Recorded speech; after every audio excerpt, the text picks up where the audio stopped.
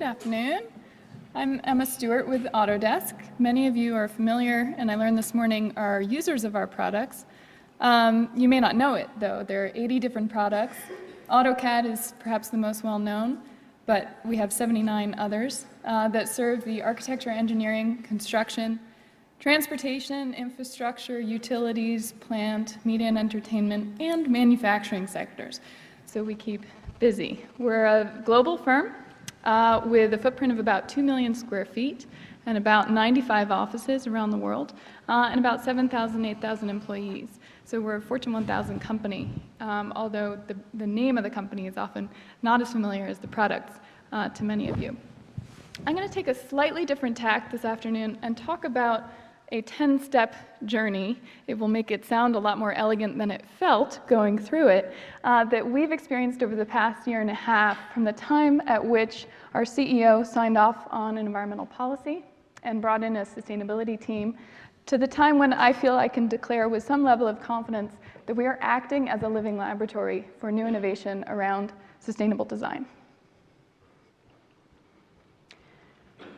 So you always start with the vision and strategy. For us, given the relevance of our products to the built environment and the knock-on environmental effect that those products and the buildings and trains and bridges and power plants that our customers design, it was rather overwhelming, actually, to define a strategy statement. Essentially, what we recognized was that we as a company have a very small footprint relative to the multiplier effect, hopefully a positive one, our customers can have if we can continually improve upon our products. So the goal is really to expose to them both the financial and the environmental implications of the design decisions that they make in such a way that we simplify and democratize sustainable design in the end run. And that's what this eddy effect graphic is intended to represent. The second step was to identify a key area of focus. And for my team, we really started looking at two factors. One were the macro market trends. And we understood that for Autodesk, architecture, engineering, construction, it was really our sweet spot in terms of our traditional customer base and our revenue numbers. It also represented, coincidentally, the biggest environmental footprint that the designs of our customers were having. So in industrialized countries, as we saw this morning from the CEO of Serious Materials, most people believe that transport is the leading cause of greenhouse gas emissions. In industrialized countries, that is most generally not the case. Buildings are the primary user of energy, and in the US it's even higher at 72% of electricity consumption, 39% of CO2 emissions, and 14% of potable water. So it's really only in California where we have to look at vehicles first and buildings second. In most of the rest of the world, buildings are both the culprit, but they also represent, as McKinsey & Company has shown us, some of the highest return investments from a financial standpoint, not just an environmental standpoint. Secondarily, we saw that despite recessionary times, the green building market seemed strong, and that there was an increasing focus on building performance and on renovation and retro-commissioning. So that was really a clarion call for Autodesk that had traditionally served the contractors, the general contractors, the MEP contractors, the architects, who were looking at new buildings and new construction. And we realized that we had to adapt to a new market context and to reapply our existing tools in new ways to look at renovation. And then thirdly, we also knew from the studies coming to us that green buildings uniquely have significant multiplier effects in terms of job generation, local job generation. So we predicted that there would likely be significant stimulus funds headed in that direction, and I'm glad to say we were right. Our third step then was to get our data in order in terms of our own portfolio. And for those of you who have gone through this process or are currently in the midst of this process, that is a hair-losing prospect. The amount of data that was coming at us was fine. We were reasonably pleased with that. But the forms it was taking, the multipliers that were being used, the extrapolation methods, and even the software it was being delivered in, none of it talked to each other. And none of it could we quality control. I gave a presentation once on how state-of-the-art our carbon footprint was. I couldn't even show it on PowerPoint because it wouldn't talk to PowerPoint. So that was when we realized enough is enough. We're going to start from scratch. We're going to move ourselves into a single system, and we're going to try and improve upon our data quality within that system, rather than in all of these fragmented pieces. Lo and behold, right around the time we were benchmarking enterprise carbon accounting tools, SAP went and acquired the candidate that we were looking most closely at. We happened to be an SAP shop. That made it very obvious to us where we needed to move, and we've since been a very happy customer of a tool called Carbon Impact.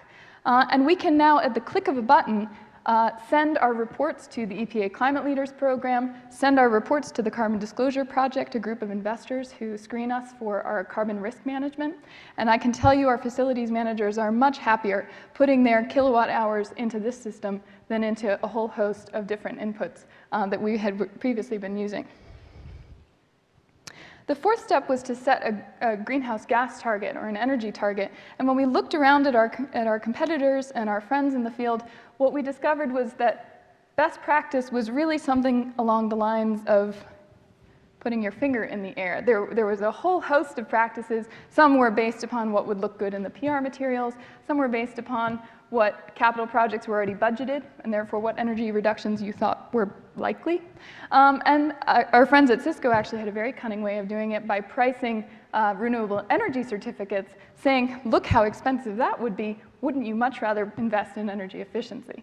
But in general, we were pretty dismayed with the state of practice out there, so we decided that our biggest innovation would be the methodology, not the end result.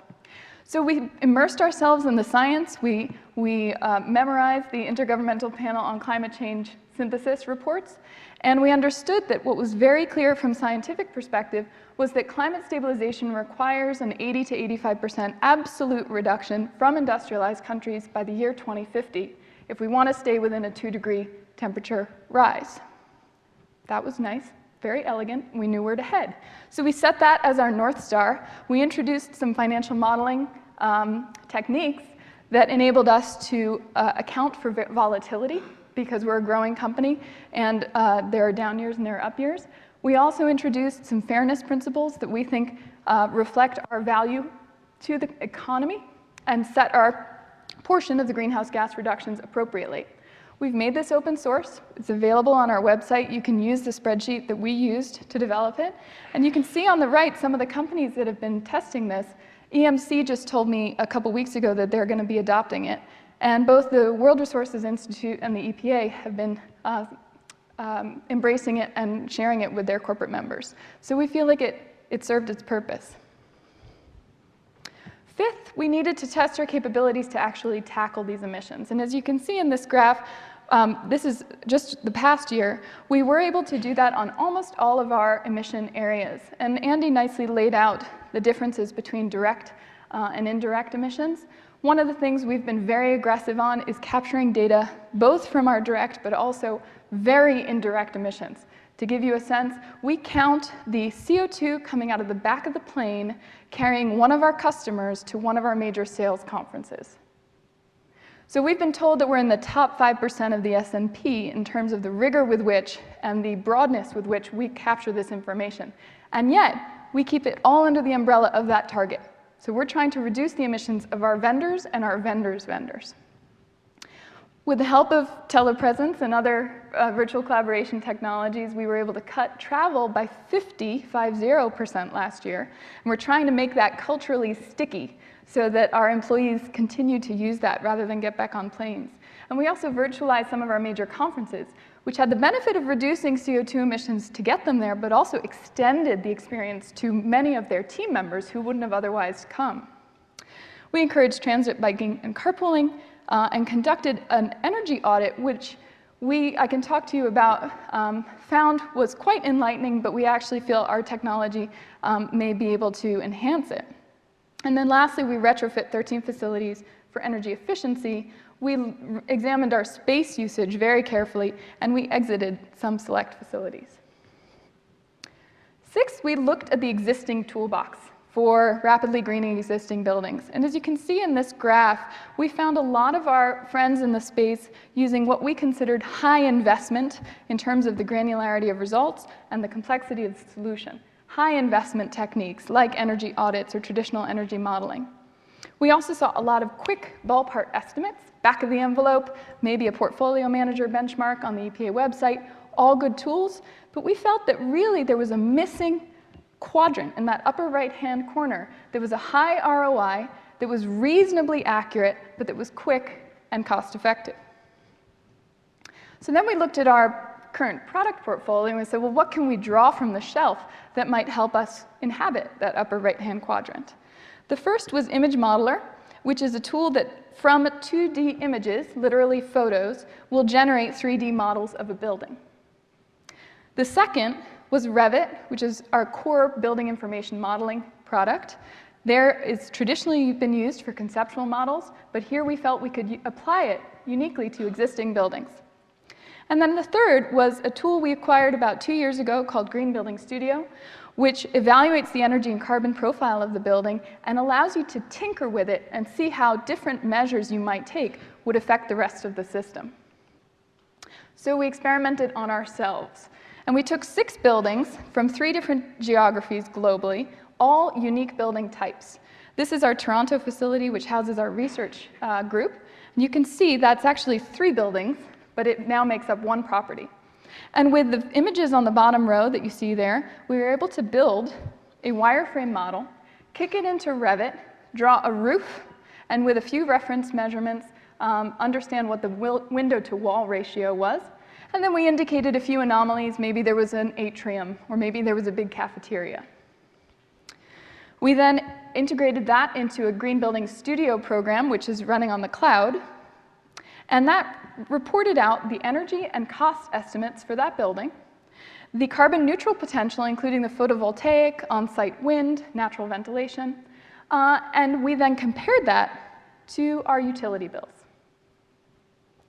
What we were shocked and surprised and pleased to find was how close we got, given that we were coming from digital pictures and a few key data points about those buildings. As a leasee in many of those buildings, we actually sometimes don't have access to that utility data. And as you can see with Shanghai and Farnborough in the UK, we were able to explain those discrepancies with one phone call to the facilities manager who told us why it was different. So we now call it the Rapid Energy Modeling Workflow, going from digital photos to a 3D wireframe model to a building energy model in Green Building Studio. The 9th step was to promote this to the marketplace, and as you can see, those are the 3 tools that you need for this workflow. And lastly, to segment the market and refine the products. So one of our goals here today was to talk to many building owners to understand how might this fit into your toolbox or that of your service providers. As tenants, we often hear that tenants feel blind to their energy consumption. We feel that this equips them with the information they need to go into a landlord negotiation for a lease renewal.